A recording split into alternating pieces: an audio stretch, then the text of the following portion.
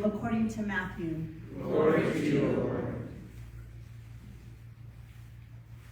At that time, Jesus was led by the Spirit into the desert to be tempted by the devil. He fasted for 40 days and 40 nights, and afterwards he was hungry. The tempter approached and said to him, "If you are the Son of God, command that these stones become loaves of bread." Jesus said in reply, "It is written, one does not live on bread alone, but on every word that comes forth from the mouth of God." Then the devil took him to the holy city and made him stand on the parapet of the temple and said to him, "If you are the Son of God, throw yourself down, for it is written, he will command his angels concerning you, and with their hands they will support you, lest you dash your foot against a stone." And Jesus answered, "Again it is written, you shall not put the Lord your God to the test." Then the devil took him up to the very high mountain and showed him all the kingdoms of the world and their magnificence. And he said to him, "All these I shall give to you if you will prostrate yourself and worship me." At this, Jesus said to him, "Get away, Satan! It is written, the Lord your God shall you worship, and him alone shall you serve." Then the devil left him, and behold, angels came and ministered to him. Jesus Christ. Praise to you, Lord Jesus Christ. Praise to you, Lord Jesus Christ, King of endless glory. Praise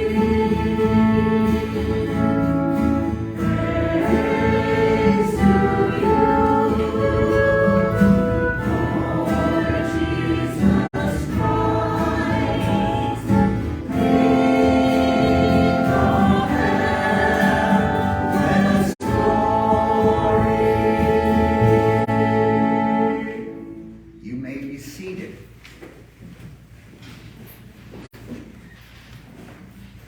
Some people think that Lent is a time of self-denial and suffering. And so now, you're here to suffer through a very long homily for me. So I hope I don't burden you down too much. But we begin today, the first Sunday of Lent. Lent is a holy season for us.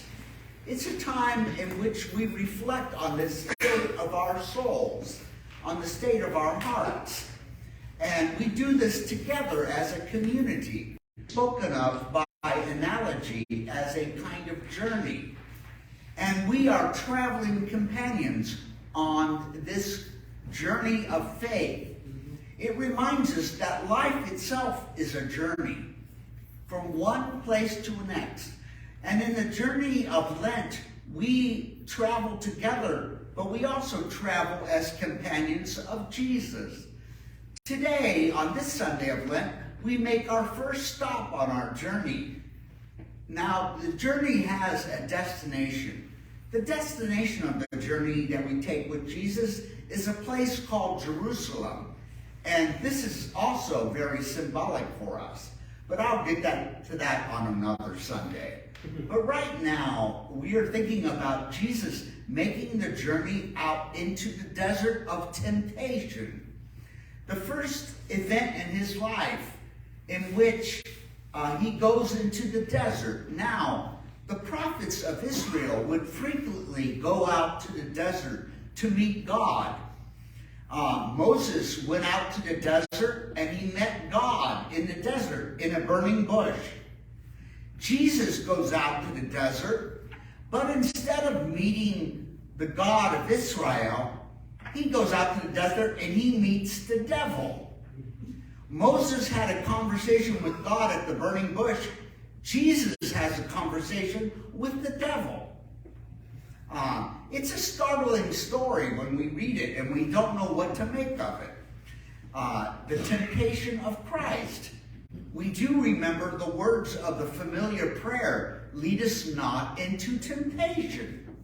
Jesus gave that prayer to his disciples, and yet it was the Spirit that led Jesus into temptation.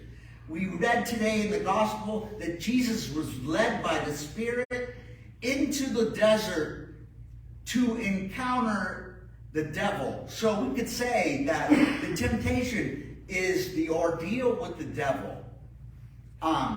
For a long time, I felt like I was wrestling with the devil. I was fighting the devil. And as I was struggling with the devil, I soon came to my senses and realized that it wasn't the devil I was wrestling with so much as I was wrestling with myself. So, in a way, Jesus going into the wilderness is entering into another kind of desert, the desert of the human heart. He went there to encounter the devil, but it's also a place in which we encounter God. Now, many years ago, I went and visited the Mediterranean, and I took a ship going east on the Mediterranean Sea. It was a wonderful life experience. We passed by the Greek islands to the north and eastern shore of the Mediterranean Sea, where there is a land called Israel of Moses and what we read about in the Hebrew Bible. But this part of the world was called by the Romans Palestine. That's where they got the name Palestine, from the Romans. It's a Latin word. And Palestine is referring to the land of the Philistines. The Philistines were Israel. They lived along the coastal plain. So as you take your ship and you go across the Mediterranean, you end up on the eastern shore, and you get off the ship and you come onto the beach, and then you start to walk eastward. You will go across a great coastal plain. And on that coastal plain, which is fertile and rich and makes great farmland, are the Philistines. And the Philistines were the enemies of Israel and the competitors. But King David had conquered them centuries ago, so they were no longer a problem. But when the Romans came, they met the Philistines first, so they called the region Palestine. That's where the word Palestine comes from. It's based on the word Philistine. Palestine. So if you were to go on the ship and disembark, you would walk through the coastal plain, which was really the land of the Philistines. Then you would begin to go up as the land begins to elevate to the mountains of Judea. And it's in the mountains of Judea towards the east that the city of Jerusalem is built.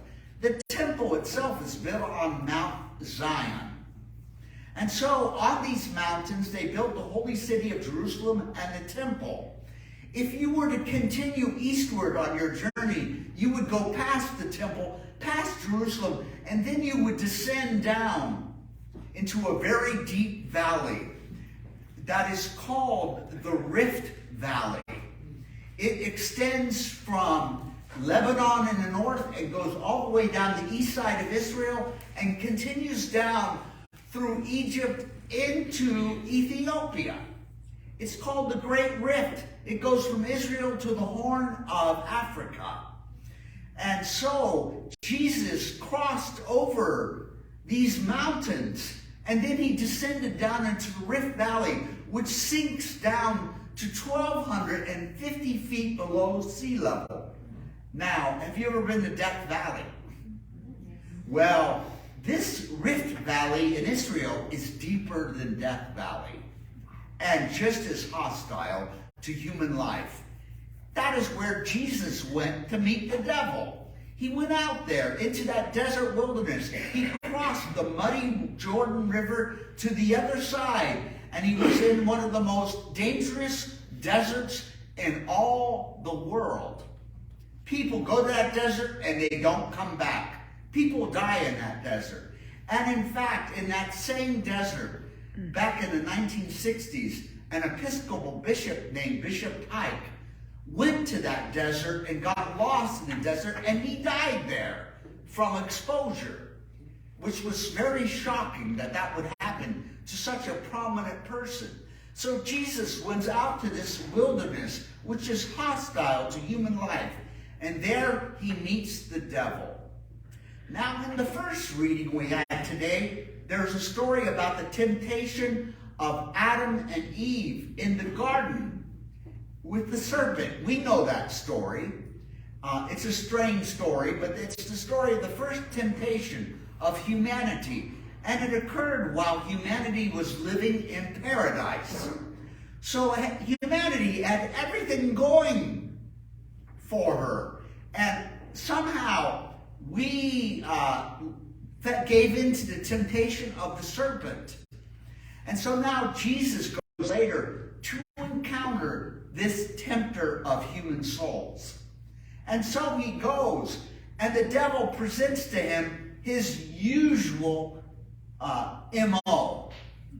You know, he gives Jesus the three classic temptations that we all confront. The first temptation was, you look hungry, Jesus. It's not going to do anybody any harm if you turn these rocks and these stones into bread. Why don't you do it and take care of yourself and feed yourself? Otherwise, you'll starve to death out here. And that was the first temptation. What did this temptation mean, really? It's the temptation for wealth and economic security. Have bread anytime you want it. Have all your needs taken care of. So the temptation was to take care of yourself. Feed yourself. Seek for wealth. And believe me, I know people today, and so do you, that all life is about is getting the next buck and getting wealthy. Jesus resists that temptation. He's not interested in money or riches. And then the second temptation is the temptation for fame. People want to be famous. They want to be celebrities. I had a little experience of this. Many years ago, I was in Rochester, New York, for a historic moment. I ordained a Roman Catholic woman a Catholic priest. Her name was Mary Reverend, and it was a big event.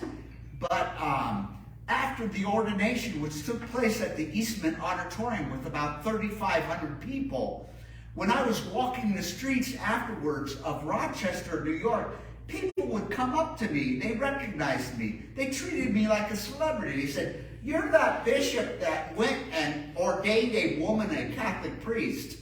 Can we have your autograph?" I said, "Sure." And so I had a taste of what it was like to be a celebrity, for a day or two after the event took place in Rochester, New York. So there is a temptation. If only I could be famous and well-known and well-loved. Believe me, this is the great temptation that affects people who go into ministry. You know, I didn't go into the priestly ministry so I could wear this groovy wardrobe. But I did so for mixed reasons. One, I did believe God was calling me, and I felt compelled by the Spirit to enter into ministry. But that does not eliminate the fact that I had mixed motives. And that is, I wanted to be popular. And priests are popular. So I had a selfish motive as well as, I have faith and I'm going to follow what God is doing. But I would seek for my own needs to be fulfilled, the need to be popular and loved. That is the second temptation of Christ, the desire to be famous and well-known, a celebrity and recognized as being an important person. The third temptation of Christ is the most deadly, and we need to pay attention to this because it hits all of us. It's the temptation for power. It's the spirit of imperialism. Now, when we think of imperialism and power over others, we're thinking of empires and emperors and dictators and people who have a lot of military power. And true, that is the ultimate power, and people become drunk on it. But also, there are certain human personalities that I call imperialistic personalities. So just in the ordinary stuff of life, we will find certain individuals that are building an empire. So these are the three great temptations that must be avoided. The temptation for wealth. Wealth will not make you happy. Second temptation is the temptation for fame. But being famous and being a celebrity will not make you happy. The third temptation is the temptation to dominate other people and to be in control of everything. Jesus rejects these three temptations, as must we. Does this make sense now, that strange story of the temptation of Christ? It's the story of human temptation, and we all are subject to these temptations. And Jesus, we are told, resisted and overcame the devil. The devil fled from Jesus. Jesus stood strong. So on this journey of Lent, our first stop on the journey toward Jerusalem is the desert of temptation, where we go through an ordeal with the devil and we struggle with the reality of evil, not haunts each of us within our hearts, within the desert of our hearts. So let us take courage and go with Christ into the desert regions of our heart to confront the devil, to cast him away, that we may live in the freedom of Jesus Christ and be able to know his life. After all, that's why we come together for Mass every Sunday, to be joined to the life of Jesus, which is now made available to us through the Scriptures, through the Gospel, and also through the sacrament of the Eucharist. So come and receive Jesus and walk with him on your journey of Lent. And that, I think, is the gospel of the Lord. Amen.